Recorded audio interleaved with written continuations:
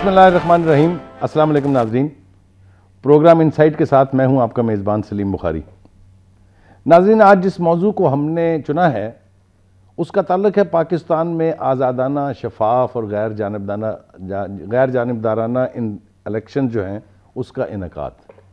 उसके लिए लिस्टों की तैयारी एक बुनियादी ज़रूरत है, एक बुनियादी एलिमेंट है कि अगर लिस्टें फेयर और बिल्कुल किसी गलती के बगैर नहीं होंगी तो कोई भी इंतखाब जो है उसे मुनसफाना, ट्रांसपेरेंट नहीं कहा जा सकता। इस मौजू पर गुफ्तगू करने के लिए हमने जिन मेहमानों को ज़हमत दी है उनमें मेरे साथ डॉक्टर ज़मुरद यास्मीन राना साहब तशरीफ़ रखती हैं, जो पाकिस्तान मुस्लिम लीग नून की रुकन असम्बली हैं, और मेरे दूसरे मेहमान जो अभी तशरीफ़ नहीं लाए, रास्ते में कहीं फंसे हुए हैं, वो हैं उमर सरफराज चीमा साहब, जो मरकज़ी सदर हैं तहरीक इंसाफ के। उनकी गाड़ी ख़राब हो गई है लेकिन वो हमें किसी वक्त ज्वाइन कर लेंगे। और इस्लामाबाद स्टूडियोज़ में हमारे साथ मौजूद हैं जनाब कंवर दिलशाद साहब, जो साबिक़ सेक्रेटरी हैं इलेक्शन कमीशन के, और तवील अरसा तक वो इस ओहदे पर फाइज रहे हैं और काफ़ी सारे इंतखाबात जो हैं उनका इनेकाद भी उनकी ज़ेर निगरानी हुआ है। और वो यकीनी तौर पर हमको भी बताएंगे और हमारे नाज़रीन को भी बताएंगे कि इन लिस्टों की तैयारी में जो ताख़ीर है इसकी वजह क्या है। तो चलते हैं कंवर दिलशाद साहब की तरफ। जी कंवर साहब, अस्सलाम वालेकुम।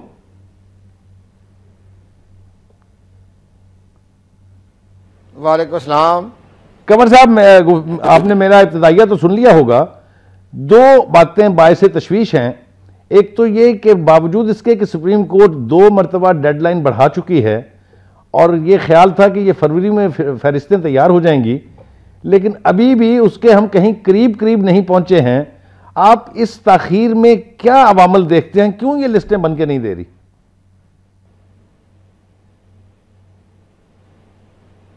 उसमें जनाब गुजारिश ये है कि इलेक्शन कमीशन ऑफ पाकिस्तान ने जो अपने आर्टिकल 219 के तहत अपनी इंतखाबी फरिश्तों को नजरसानी करने का जो प्रोग्राम मुरतब किया, तो उसके साथ साथ ही हमारी मरदमशुमारी का जो डिपार्टमेंट है उन्होंने भी अपनी सेंसिस जो है वो भी शुरू करवा दी। ज़ाहिर स्टाफ एक ही था, तकरीबन 2 लाख का स्टाफ सेंसिस ने हासिल किया और उसी स्टाफ से इलेक्शन कमीशन ऑफ पाकिस्तान ने घर घर जाकर इंतखाबी फरिश्तों का जायजा लेने के लिए उन्हें फार्म तकसीम किए। शुरू में उन्होंने ये किया कि जो सेंसस के फार्म थे उसके साथ ही ये अटैच कर दिया कि जी इलेक्शन कमीशन ऑफ पाकिस्तान भी ये काम करे, लेकिन बाद में सेंसस कमीशन ने अपना काम बंद कर दिया, ख़त्म कर दिया किसी वजूहात की वजह से, और इलेक्शन कमीशन ऑफ पाकिस्तान ने जो अपना काम शुरू किया तो फिर नादरा के साथ उनका जो एक अंडरस्टैंडिंग हुई और नादरा ने उनको यकीन दहानी करवाई कि जिनके अपने आइडेंटिटी कार्ड बन गए हैं तो आप उसके साथ आपका शनाख्ती कार्ड के साथ साथ दोनों के इदारों की वजह से हलचल हो गई और दोनों के दरमियान में जो है अंडरस्टैंडिंग ना हो सकी। इन हालात को देखते हुए ये काफी देर तक अब ये काबिल अब सुप्रीम कोर्ट ऑफ पाकिस्तान की तमाम तर कोशिश के आखिरी हफ्ते में इलेक्शन पाकिस्तान जो अपने इंतखाबी फरिश्ते हातमी बनाने पर रजामंद हो गया है। और अहम बात यह है कि इस वक्त जो हमारे क्या मुकाम जो है चीफ इलेक्शन कमिश्नर, वो सिटिंग जज हैं सुप्रीम कोर्ट ऑफ पाकिस्तान के, जस्टिस शक्ल जान साहब, और वो अपनी निगरानी में दिन रात ये काम कर रहे हैं। तो इंशाअल्लाह ये मई के तीसरे हफ्ते चौथे हफ्ते मुकम्मल हो जाएगा ऑपरेशन। इस पर कोई तशवीश की बात अब नहीं रही है। कंवर साहब ये बताइए, तमाम इदारे जो है उस पर काम कर रहे हैं और तमाम लिस्टें चेक कर रहे हैं जिनके मौजूदा पते, मुस्तकिल पते। जी कंवर साहब ये फरमाइएगा कि इल्ज़ाम ये आयद किया जाता है चंद जमातों की तरफ से, ख़ास तौर से तहरीक इंसाफ की तरफ से, और दीगर जमातों ने ये एतराज़ किया कि पिछले इलेक्शन जो हुए थे उनमें वोटर लिस्टों में इतनी खामियां थी कि 3,47,00,000 वोट जाली थे उसमें। इसके बारे में ज़रा आप फरमाइएगा कि क्या सूरत हाल है, असल सूरत हाल क्या है? जनाब नहीं, जब मैं इस पर काफ़ी हमने तमाम चैनलों में बात की है, मेरी इस पर हमारी स्पेशल मेरी मीटिंग पे हुई थी जनाब इमरान खान साहब से भी, और मैंने उनको भी ब्रीफ किया था कि जनाब गुजारिश ये है कि ये जो 3-3.5 करोड़ की बात आ रही है ये इनको हम बोगस नहीं कह सकते, इस लिहाज से कि वो पुराने शनाख्ती कार्ड के तहत बने थे और ये रूल है, इलेक्टर रूल है, उसमें लिखा हुआ है कि जी बगैर शनाख्ती कार्ड के आपका वोटर का इंदराज नहीं हो सकता। तो इसलिए बाद में सुप्रीम कोर्ट ऑफ पाकिस्तान ने इलेक्शन से 1 महीना पहले ये ऑर्डर पास कर दिया था कि जिनके पास शनाख्ती कार्ड नहीं है वो भी अपने वोटों का इंदराज करवा लें, लेकिन जब आप पहुंचेंगे पोलिंग स्टेशन उस वक्त आपका आइडेंटिटी कार्ड होना लाजमी है। लेकिन इंतखाबी फरिश्त में इंदराज के लिए आपका वोटर इंदराज के लिए जरूरी नहीं कि आपका शनाख्ती कार्ड हो। तो जनाब ये पुराने शनाख्ती कार्ड के तहत बने थे। जो 2010 में जब पुराना शनाख्ती कार्ड खत्म कर दिया गया और उसकी जगह नया कंप्यूटराइज शनाख्ती कार्ड आ गया, तो ज़ाहिर है वो रिप्लेसमेंट करनी थी। उसमें हम ये कह सकते हैं कि वह गैर तस्दीक शुदा थी और वो भी एक नादरा की लिस्ट के तहत और सुप्रीम कोर्ट ऑफ पाकिस्तान का फैसला हुआ था 2007 में कि जिनके नाम 2002 में तो हैं लेकिन 2007 में नहीं है, उनके आप उनका इंदराज कर दें। कंवर साहब, मैं आपके पास वापस आऊंगा क्योंकि जो एतराजात की नौयत है उस पर आपसे बात करेंगे। जी डॉक्टर साहब, आप ये फरमाइएगा कि आपकी जमात की पोजीशन इस हवाले से क्या है कि क्या ये लिस्टें नई जो है बन रही हैं, जब तक वो सही न बन जाए उस वक्त तक इलेक्शन कराने का कोई फ़ायदा नहीं है, या अगर ऐसी सूरत हाल आ जाए कि इलेक्शन पहले से कराने पड़े तो आप इन्हीं लिस्टों पर जो इस वक्त एग्जिस्ट करती हैं उस पर इलेक्शन में जाएंगी? देखिए, इसमें स्टोरी ये है कि साहब ने बड़े क्लियरली बता दिया, क्योंकि मुख्तलिफ जमातों का मुख्तलिफ मौक़िफ़ था। हकीकत यह है कि सुप्रीम कोर्ट जब कोई बात कर देती है तो उसके बाद शायद कुछ कहने की गुंजाइश नहीं रहती।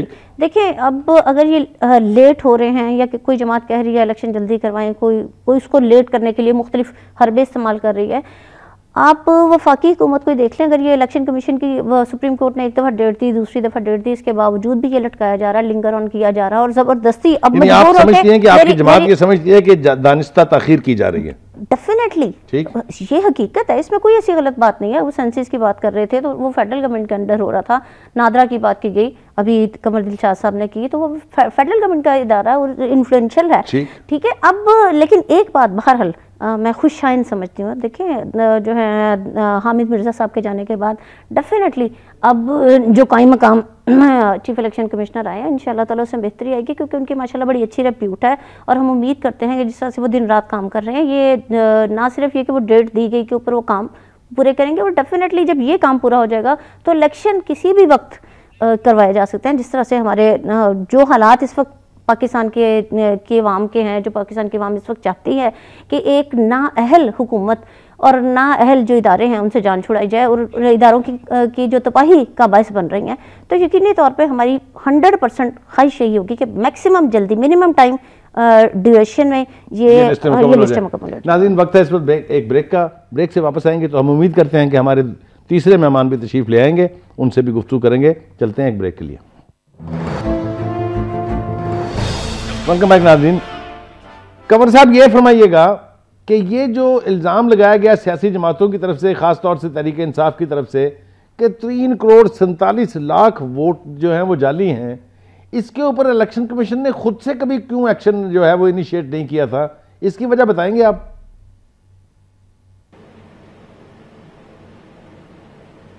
नहीं जनाब, मैंने पहले भी गुजारिश की थी कि इस मैंने जो है ये जाली के लफ्ज़ जाली नहीं थे। ये दरअसल बात ये थी, वो पुराने शनाख्ती कार्ड के तहत उनके इंतखाबी फहरिस्त दर्ज हुई थी और वो इलेक्शन कमीशन ऑफ पाकिस्तान की मंजूरी से हुआ था।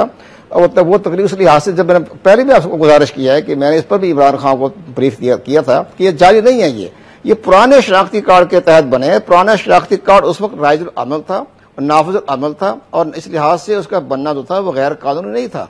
लेकिन 2010 में जो था तादाद में इतनी तादाद में वो शनाख्ती कार्ड जो जिन पर वोट बने उनके, जिसमें कुछ ऐसे लोग थे जो मर चुके थे, कुछ ऐसे लोग थे जिनके 4-4 जगह वोट दर्ज थे, ये सारा कुछ तो इलेक्शन कमीशन की जिम्मेदारी नहीं थी कि वो देखती इसको?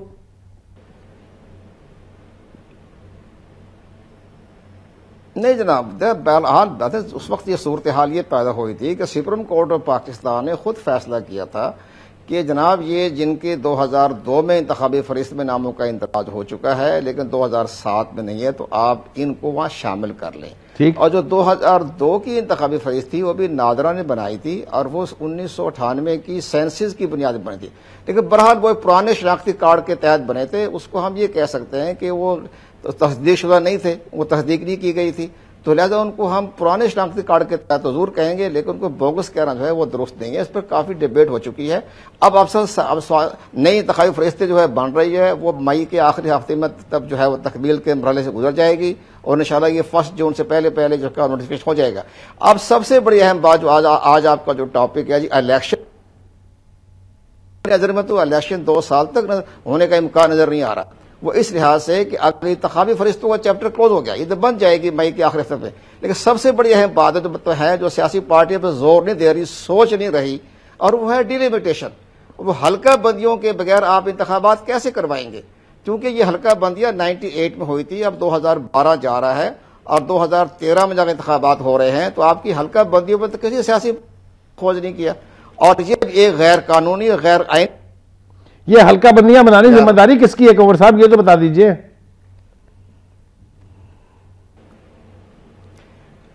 जनाब, ये सेंसस की रिपोर्ट आने के बाद बनेगी।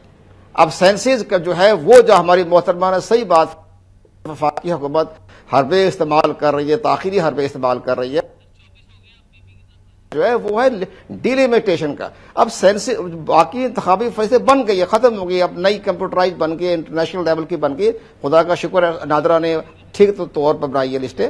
लेकिन अब ये सूरत हाल आ रही है आपकी हल्का बंदियां, और हल्का बंदी के बारे हमारी किसी सियासी पार्टियों ने इस पर गौर खोज ही नहीं किया कि हल्का पार्टी ने किया है कराची में ना आपके, और ये बड़ी खामोशी के साथ ये हरबा आखिर में इस्तेमाल हो जाएगा। जी जी, मैं आता हूं वापस आपके पास कंवर साहब। देखिए जी डॉक्टर साहब, उन्होंने एक मलबा तो सियासी जमातों पर इसलिए डाल दिया है कि चूंकि हल्का बंदियां इन्होंने करनी है, या वो फेडरल गवर्नमेंट करेगी या वो प्रोविंशियल गवर्नमेंट्स करेंगी। तो इस हवाले से आप समझते हैं कि पंजाब के अंदर हल्का बंदियों का प्रोसेस जो है वो बिल्कुल ट्रांसपेरेंट तरीके से हो चुका हुआ है, या लिस्टें चाहे बन जाएं, इलेक्शन चाहे अनाउंस हो जाएं, ये उसके बाद सारा प्रोसेस शुरू होगा? नहीं, देखिए ये तो पॉसिबल नहीं है। डेफिनेटली जो प्री रिक्विजिट्स हैं, जब तक वो पूरे नहीं होंगे इलेक्शन तो नहीं हो सकते। हल्का बंदियों की बात बहुत खूबसूरत की कमर दिलशाद साहब ने। अगर मैं आपसे, आपने कहा कि कराची में ये बात हुई, और अगर मैं आपसे ये रिक्वेस्ट करूँ कि आप पिछले ये जो इस दफ़ा और जो पिछला नेशनल असम्बली का इजलास हुआ है, अगर आप वो देखें तो उसमें डेफिनेटली जो सबसे बड़ा अहम ये नुक्ता उठाया गया था, और उसकी वजह ये थी कि वो अपेरेंटली पता चल रहा है कि अब जो लिंगर ऑन करने की जो अगली रीज़न होगी वो ये होंगी। तो उसमें जब ये पॉइंट उठाया गया तो उसकी वजह यही है कि फेडरल गवर्नमेंट का जो उसमें रोल है वो अपना रोल प्ले करे। डेफिनेटली जहाँ जहाँ प्रोविंशियल असम्बलीज प्रोविंशियल गवर्नमेंट्स की बात होगी वहाँ पर हम लोग तो तैयार हैं। देखिए, अगर हम लोग बात कर रहे हैं कि मिड टर्म इलेक्शंस होने चाहिए और ये इस वक्त की ज़रूरत है, तो डेफिनेटली उसमें जो कोई रुकावटें होंगी, जो पंजाब गवर्नमेंट ने जो हल करने की पोजीशन में होगी, पंजाब गवर्नमेंट इंशाअल्लाह ताला सिर्फ ज़ुबानी कलामी बातें नहीं कर रही, जिस तरह से बाकी बातों के ऊपर कोशिश की जा रही है कि अमली इक़दामात लोगों को दिखाएं। तो यहाँ पर भी हमारी तरफ से कोई कोताही ना है ना होगी। लेकिन जहाँ पर जो फेडरल गवर्नमेंट की बात है तो डेफिनेटली उसमें वहाँ से देखिए ना, इन लिस्टों के ना होने से, इन हल्का बंदियों के ना होने से जवाब पैदा हो जाता है प्रोविंशियल गवर्नमेंट्स के पास लोकल बॉडी इलेक्शंस ना कराने का। हम दूसरों पर एतराज़ करते हैं, लेकिन खुद पंजाब में लोकल बॉडी इलेक्शंस ना करवाने की आपके ख्याल से क्या वजह है? देखिए, अगर पंजाब की बात करते हैं तो हकीकत यह है कि पंजाब में इलेक्शन अथॉरिटी कायम करने की बात की गई थी, जिसकी मुखालफत किसने की थी? पीपल्स पार्टी ने। वो क्यों की थी? हम लोग बल्दियाती इलेक्शन के लिए ही ये बात कर रहे थे ना। और बात अगर मुखालफत बराए मुखालफत तो होती है बड़ी आसान, और जिस तरह से वो बात करते हैं पंजाब में बल्दियाती इलेक्शन नहीं करा रहे, तो हमने तो उसके लिए एटलीस्ट कोशिश तो की। अगर वो उसमें कोई रुकावटें इस तरह से आ गई तो वो एक अलग चीज़ है, लेकिन जहाँ पर उनके वज़राए आला भी उनके अपने, गवर्नर्स भी उनके अपने हैं, तो वहाँ पर तो उन्होंने कभी कोशिश ही नहीं की। मतलब वो एतराज़ हमेशा पंजाब के ऊपर तो कर सकते हैं और करते हैं, जो कि गलत है। गलत इसलिए है कि अगर तीन सूबों में उनकी अपनी गवर्नमेंट है, चाहिए तो ये था कि इन 4 सालों में वो अब तक इलेक्शन करा चुके होते हैं। पंजाब गवर्नमेंट कभी भी बल्दियाती इलेक्शन कराने के खिलाफ नहीं थी, ना है, हमेशा। हुए भी नहीं, ठीक है, नहीं हुए। मैं आपकी बात से जो है डेफिनेटली आपकी बात बिल्कुल सही है, लेकिन इसमें अगर कोई रुकावट, जैसे मैं इलेक्शन अथॉरिटी की बात कर रही थी, तो उसकी मुखालफत पीपल्स पार्टी ने की थी, किसी और ने तो नहीं की थी। अब पीपल्स पार्टी कौन है? आपकी फेडरल गवर्नमेंट है। अगर फेडरल गवर्नमेंट अगर ये कायम करनी थी पंजाब गवर्नमेंट ने या फेडरल गवर्नमेंट करेगी? Federal government. कंवर साहब ये फरमाइएगा कि क्या इन लिस्टों के फाइनल होने तक लोकल बॉडी इलेक्शन भी नहीं हो सकते? उसको जो जवाब बनाया जाता है, क्या वहां भी ये फरिश्तों का जवाब है?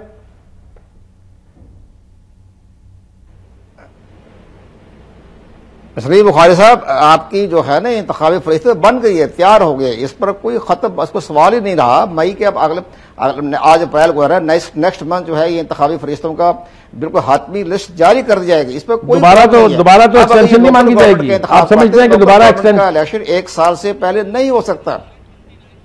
आपका ख्याल यह है कि अब दोबारा एक्सटेंशन नहीं मांगी जाएगी? सीरियस मसले 2-3 मसाइल हैं जो मैं ब्रेक, इस वक्त दिलशाद साहब हम जरा ब्रेक पर एक जा रहे हैं, ब्रेक से वापस आके मैं इसी बात को फिर दोबारा शुरू करूंगा। नाजरीन, एक ब्रेक के लिए। वेलकम बैक नाज़रीन। हमारे तीसरे मेहमान उमर सरफराज चीमा साहब जो मरकज़ी रहनुमा हैं तरीके इंसाफ के तशरीफ़ ला चुके हैं। इनकी गाड़ी का कोई मसला हो गया था, शायद उसे भी सुनामी की तरह चला रहे थे, क्योंकि हैं तो तेज़ रफ्तार, बहुत माशाल्लाह बड़े एनर्जेटिक आदमी हैं। आपके आने से पहले चीमा साहब हम गुफ्तगू ये कर रहे थे कि ये जो फहरिस्तों की तैयारी का मामला है इलेक्शन कमीशन की तरफ से, जिसमें 2 बार डेडलाइंस जो हैं एक्सटेंड हो चुकी हैं और मुकम्मल ही होकर नहीं दे रही थी, उस पर हमारी बात हो रही थी। कंवर दिलशाद साहब हमारे साथ स्टूडियो में मौजूद हैं। उन्होंने कहा है कि ये तो अब हतमी तौर पर बन गई हैं और मई में अनाउंस हो जाएगा कि ये मुकम्मल हो गई हैं, तो ये तो जवाब अब नहीं रहेगा।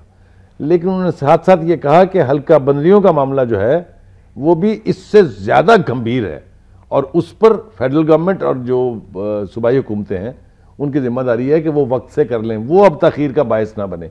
आपकी जमात के इस हवाले से क्या मौक़िफ़ है? शुक्रिया खैर साहब। जैसे आपने खुद फरमाया कि ये वोटर लिस्टें और हल्का बंदियाँ के हवाले से ये इंतहाई अहम इशू हैं किसी भी फेयर एंड फ्री इलेक्शन कराने के हवाले से। और मुझे फ़ख्र है इस बात पे कि मेरी जमात ने अगर आज़ाद अदलिया के लिए आज़ाद इलेक्शन कमीशन का अगर मुतालबा किया तो हमने अमली तौर पर उस पर जदोजहद भी की।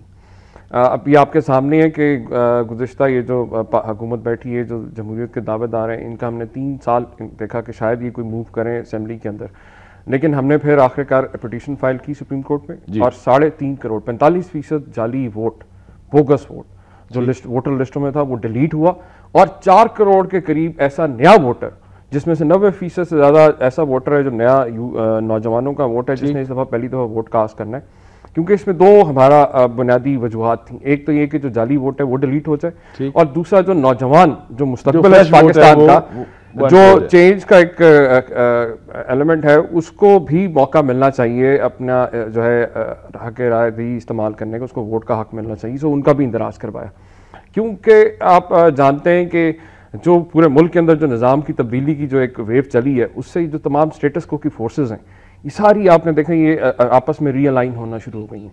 अभी 20वीं तरमीम से पहले जो गोज़दारी गो के जो नारे लगा रहे थे, 20वीं तरमीम के अंदर आपने देखा कि अपने उन नाहल मेंबर्स को दोबारा बहाल करने के लिए इलेक्शन कमीशन के अंदर वही जिस तरह इक़्तिदार की बंदर बांट हुई है, उधर भी अपनी मर्जी से वही कि जी सेंटर में आप अपना केयर टेकर बना लेना, प्रोविंसेस में हम बना लेंगे, अपनी मर्जी का ले आएंगे, बजाय इसके कि कोई न्यूट्रल इलेक्शन कमीशन हो कि अपनी मर्जी के जो लोग आएंगे और अपनी मर्जी से इलेक्शन कमीशन लगा लेंगे। ये जो कोशिश की जा रही है, ये एक मैं समझता हूं कि इंतहाई खतरनाक चीज है। इलेक्शन कमीशन जो है उसकी तो बात हम बाद में करते हैं। कुमर साहब, आपने गुफ्तगू सुनी, सरफराज चीमा साहब ये फरमा रहे हैं कि ये वोट जाली थे, जबकि आपका कहना यह है कि ये वोट जाली नहीं थे, शनाख्ती कार्ड चूंकि पुरानों की बुनियाद पर ये लिस्टें बनी थी। तो आप इनकी बात का जवाब देना चाहेंगे? वो तो इंसिस्ट कर रहे हैं कि वोट जाली थे, जाली थे, बोगस थे, कई लोग थे जिनकी जो वफात पा चुके थे, उनका गुजारिश है कि तो ये 1.5 साल से डिबेट चल रही है और उमर चीमा साहब को भी ज़ाहिर है, लेकिन हकीकत ये है कि जनाब मैं गुजारिश करूं कि ये जो आपके 3.5 करोड़ वोटर हैं, ये सुप्रीम कोर्ट ऑफ पाकिस्तान ने एक ऑर्डर जारी किया था 27 सितंबर 2007 को कि जनाब जिनके पुराने शनाख्ती कार्ड के तहत जो बने हुए हैं, अगर आप 2002 में बने हुए हैं, 2007 में नहीं बने, तो आप उसमें शामिल कर दें। तो जो आप इंतखाबी फरिश्त का जायजा लें, उसके हर पेज पर यह लिखा हुआ है कि ये by the order of the supreme court of Pakistan. तो ज़ाहिर है कि उसके तहत इंतखाबात हो गए, वो तब चैप्टर क्लोज हो गया। असल बात मैं अपने चीमा साहब से गुजारिश ये करूंगा कि जनाब मुल्क में सबसे बड़ा गंभीर मसला आपका पैदा हो रहा है डिलिमिटेशन पर। डिलिमिटेशन एक आईनी जिम्मेदारी है और उसके बगैर आपके इंतखाबात जो है वो नहीं हो सकते। जिस वक्त ये आपकी असम्बलियाँ 2013 में डिज़ॉल्व हो जाएंगी तो गवर्नमेंट के पास सबसे बड़ा एक ये हो जाएगा कि जनाब डिलिमिटेशन ही नहीं है और किसके बुनियाद पर नई इंतखाबी फरिश्त बन गई है। वो खुदा का शुक्र है उमर चीमा साहब की पार्टी ने, इंसाफ पार्टी ने बहुत काम किया, हम उनको सलाम पेश करते हैं। लेकिन सबसे बड़ा मसला ये हो जाएगा हल्का बंदी। और आज सबसे बड़ा अहम इशू यह है कि प्राइम मिनिस्टर साहब और सदर जरदारी साहब ने फरमाया है कि सरायकी सूबा बन रहा है और वो भी इसी असम्बली के जरिए बनाया जाएगा। अगर सरायकी सूबा या जनूबी पंजाब का सूबा बन जाता है तो फिर आपकी इलेक्शन ही 2-2.5 साल तक पहले हो ही नहीं सकते और इसी असम्बली को करना पड़ेगा, देनी पड़ेगी। कंवर साहब, मैं आपकी बात का जवाब ले लूं इधर से। मुख्तसर आप ये बताइए, जो इशारा वो कर रहे हैं कि लिस्टों का इशू तो अब नॉन इशू हो गया क्योंकि ये तो बन गई, लेकिन सबसे बड़ा इशू जो है वो हल्का बंदियों का है। जी बिल्कुल। और कराची में इसके हवाले से जो कुछ हो रहा है या और जगहों पर जो कुछ हो रहा है, इसको कैसे समेटेंगे? बुखारी साहब, इस हवाले से हमने मरकज़ की सतह के ऊपर एक कमेटी बनाई है जो इलेक्शन कमीशन से बाकायदा तौर पे जो है मुसलसल राब्ते में है। पहले वोटर लिस्टों के ऊपर भी और हल्का बंदियों के ऊपर भी हमारी कोशिश है, क्योंकि हमें खदशा है कि जिस तरीके से अभी ये सब आपस में मुकमुका हो गया है और एक दूसरे को बिल्कुल सेव करने की कोशिश की जा रही है, उसके अंदर भी कोशिश की जाएगी कि किसी तरीके से जो एलिमेंट ऑफ फेयरनेस है उसको ख़त्म करके फिर दोबारा वही रवायती अंदाज में जो है इलेक्शन के अंदर धांधली करने की कोशिश की जाए, प्री पोल रिगिंग करने की कोशिश का, उसको तो हम यकीनी तौर के ऊपर जो है चैलेंज भी करेंगे।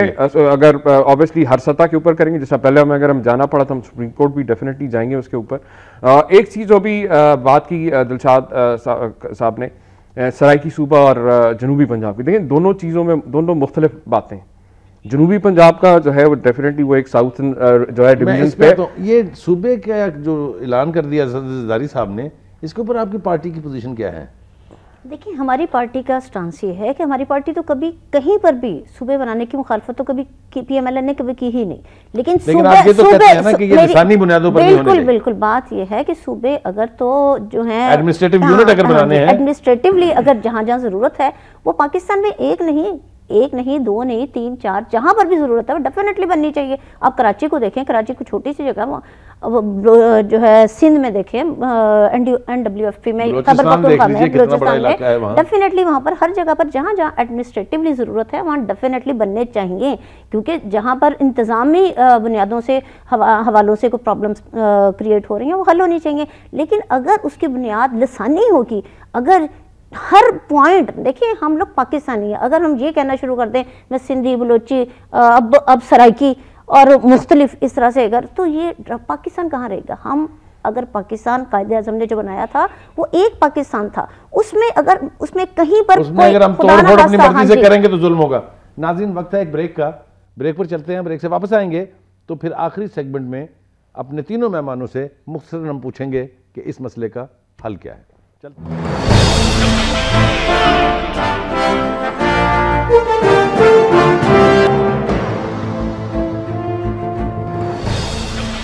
वेलकम बैक नाज़रीन। कमर दिलशाद साहब, एक सवाल का जवाब दीजिए। जमात इस्लामी कराची ने एक लिस्ट जारी की है जिसमें 1,15,000 वोटर्स ऐसे हैं जिन्हें वहां से कराची की फहरिस्तों से निकाल के और उनके जो परमानेंट एड्रेस उन्होंने लिखा हुआ था जहां वो 40 साल पहले रहते थे, उनके वोट वहां शिफ्ट कर दिए गए हैं बगैर उनको कोई वार्निंग दिए, बगैर उनको कोई इतला दिए। ये इस तरह की जो अनोमलीज हो रही हैं, ये भी तो इलेक्शन कमीशन की जिम्मेदारी है ना कि उन्हें। This time check is brought to you by Waves Combo. Beautify my life. A bright freezer and fridge together.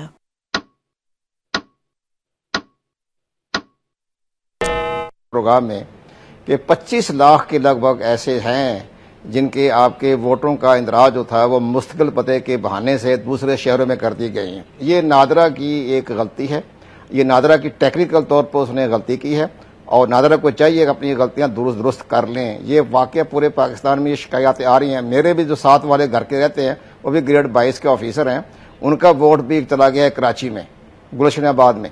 तो ये जनाब ये बातें शिकायतें आ रही हैं, ये नादरा की गलती है। अब हमारे जो मौजूदा जो हैं चीफ इलेक्शन कमिश्नर उस पर उन्होंने बड़ा गौर खोज कर रहे हैं। उन्होंने मीटिंग भी की है 8 घंटे नादरा के साथ और नादरा ने वायदा किया है कि 2 हफ्तों में ये तमाम जो है ये गलतियां। बहुत शुक्रिया जनाब कमर दिलशाद साहब, आप हमारे साथ रहे और आपने इलेक्शन कमीशन में जो कुछ हो रहा है उसके हवाले से हमारे नाजरीन को मतलब भी किया। ये 20वीं तरमीम जो हुई थी इसके बारे में आपकी पार्टी का भी मौक़िफ़ यही है, और भी आवाज़ें आ रही हैं कि ये कुछ मुकमुका हो गया है दो बड़ी पार्टियों के बीच, खासतौर से पीपल्स पार्टी और नून के बीच। ये आप इसकी थोड़ी सी वजाहत चाहेंगे करना? देखें, इसके अंदर जो बुनियादी तौर पे जो तब्दीली आई है ना जी, एक तो ये था कि वो 28 मेंबरों को वैलिडेट करना था जिनको नायल जो हो गए थे, और दूसरा ये था कि जो सिर्फ पहले ये था कि अपोजिशन लीडर से मुशावरत के बाद इस दफ़ा के कंसेंसस के साथ सिर्फ इसमें थोड़ा सा इतना सा सिर्फ फ़र्क है। और सिर्फ मुकमुका ये कि सेंटर के अंदर जो है वफाकी हुकूमत अपनी मर्जी की केयरटेकर सेटअप बनाए और इसी तरह सूबों के अंदर ही अपनी मर्जी से बनाए। तो ये जो हमारा बुनियादी मंजूर भुट्टो साहब हमारे साथ लाइन पर है, एक सवाल मुझे पूछना मुख्तसर से। जी जनाब भुट्टो साहब, अस्सलाम वालेकुम। भुट्टो साहब, ये फरमा दीजिएगा कि जो इलेक्शन की फहरिस्तें थी वो तो खैर किसी हद तक बन गई हैं और मुकम्मल भी हो जाएंगी मई में। ये जो हल्का बदलियों का इशू है, क्या ये अब आइंदा इलेक्शन की तखीर का बायस नहीं बनेगा और इसके लिए आपकी हुकूमत क्या कर रही है? देखिए जी, मैं समझता हूं कि नई फरिश्ते बनी हैं तो हल्का बंदियां नई होंगी। ठीक। और नई हल्काबंदी होनी चाहिए। मगर भुट्टो साहब, ये बायस से ताखीर तो नहीं होना चाहिए कि इलेक्शन एक साल और लटक जाए? नहीं, बायस से ताखीर कितनी होगा? इलेक्शन जो है वो तो मार्च तक तो ये टेन्योर है ना इस गवर्नमेंट का, जी जी, जो कॉन्स्टिट्यूशनली इसको मिला है, और मार्च में ये इलेक्शन अनाउंस कर सकते हैं। अगले मई तक जो है वो इलेक्शन हो जाएंगे। तो आप समझते हैं कि उस वक्त तक हल्का बंदियों का इशू जो है सेटल हो चुका होगा? मैं समझता हूँ कि ये रिजॉल्व हो जाएगा, कोई ऐसा मसला नहीं है। ये तो 2 महीने लगते हैं, 2-3 महीने में रिजॉल्व हो जाता है। बहुत शुक्रिया भुट्टो साहब, हमारे साथ रहे। हम इंशाल्लाह किसी आइंदा प्रोग्राम में तफसील से आपसे बात करेंगे। खैर साहब, एक चीज जी आप और गुजारिश करना चाहूंगा इससे पहले ब्रेक से पहले जो आपने बात की थी सराइकी सूबा जनूबी पंजाब की बात हो रही थी। जनूबी पंजाब सिर्फ 3 डिवीजन्स पे पंजाब के, ठीक। सराइकी सूबा जो है उसमें पूरा 4 सूबों का एरिया जो उसमें आता है। तो हम ये समझते हैं कि सिर्फ ये सियासी नारा है, लगता है ये कोई ऐसा देखें जो हुकूमत आज तक कालाबाग डैम जैसे मंसूबे वायबल मंसूबे पे कंसेंसस नहीं करा सकी, वो सराइकी सूबे के ऊपर अभी देखें ना कोई सिर्फ नारा लगा दिए। तो ये सिर्फ एक पॉलिटिकल स्टंट है और कुछ नहीं है। देखें अमली तौर के ऊपर अगर आज देखें एहसास महरूमी अगर पैदा हो रहा है छोटे सूबों के अंदर, तो क्यों हो रहा है? क्योंकि डिलीवर लोकल गवर्नमेंट सिस्टम ही नहीं है इफेक्टिव।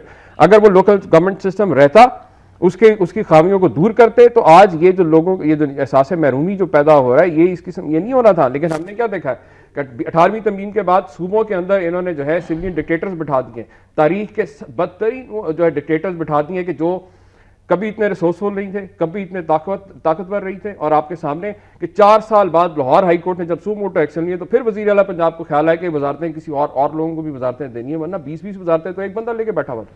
डॉक्टर साहब ये फरमाइएगा, जो सूबे का जिसे आप कहते हैं शोशा छोड़ दिया गया है, ना बने तब भी पीपल्स पार्टी का फायदा है, इसलिए कि वहाँ के लोग वोट देते हुए सोचेंगे कि ये तो सूबा बनाने के हक में थे, पंजाब की हुकूमत ने नहीं बनने दिया, बन जाए तब भी उनका फायदा है।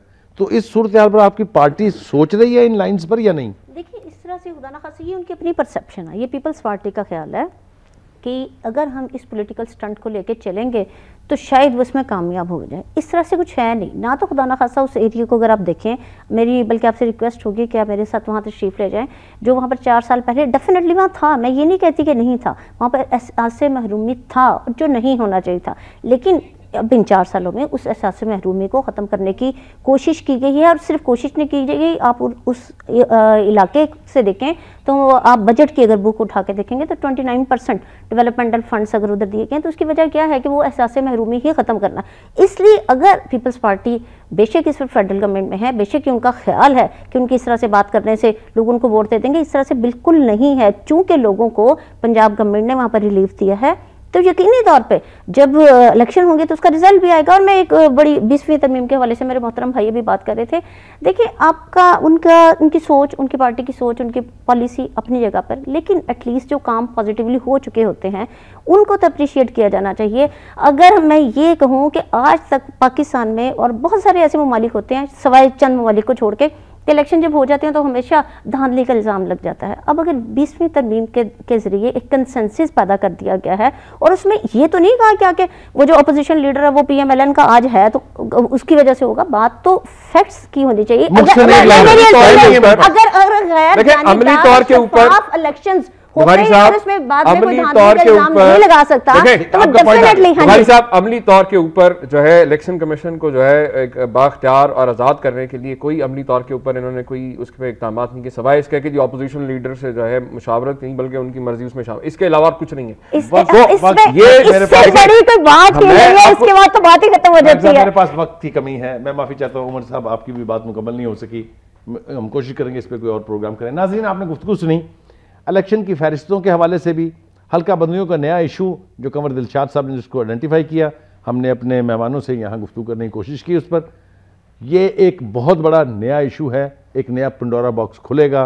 क्या सूबाई हुकूमतें वक्त से इसका कुछ इंतज़ाम करती हैं या नहीं? क्या फेडरल गवर्नमेंट इसको मज़ीद इलेक्शन को की ताख़ीर के लिए इस्तेमाल तो नहीं करेंगी? ये तो आने वाला वक्त बताएगा। वक्त की कमी है, इजाज़त दीजिए, अल्लाह हाफ़िज़।